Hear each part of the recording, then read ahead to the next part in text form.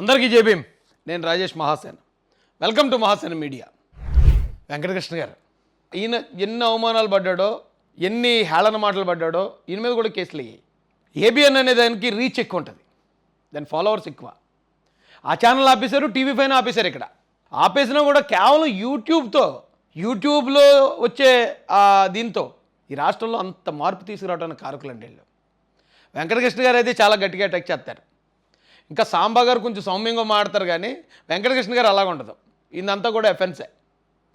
Attack చేసేవాడు, అధికార ప్రభుత్వాన్ని అటాక్ చేసేవాడు. వాళ్ళ ఛానల్ని ఇబ్బంది పెడతారని తెలిసినా ఆయన మీద కేసులు పెట్టినా, ఆయన ఇంట్లో వాళ్ళని ఆయన్ని కూడా దారుణమైన బూతులు మాట్లాడుతూ వైరల్ చేసినా సరే ఎక్కడా తగ్గకుండా ఆ 5 సంవత్సరాల్లో ప్రతిరోజు ఒక్కరోజు కూడా మిస్ అయ్యి ఉండండి. నన్ను అడిగితే కుటుంబం గెలిస్తే ఆయన మంత్రి అవడం, ఎమ్మెల్యే అవడు. ఆయనకి ఒక నామినేటెడ్ పోస్ట్ కూడా రాదు. ఆ విషయం ఆయనకు తెలుసు. అదే జగన్ గారిని వస్తే ప్రాణాపాయం అని కూడా తెలుసు. అయినా కూడా ప్రాణాలు తెగించి పోరాడారండి వీళ్ళు. అప్రిషియేట్ చేయాలి మనం. ఎందుకంటే ఇలాంటి ఫైటర్లు ఉండటం వల్ల ఈ రాష్ట్రాన్ని ఎంత బాగా మనం కాపాడుకోగలిగాం, కూటమిని ఎంత మెజార్టీతో తీసుకురాగలిగాం.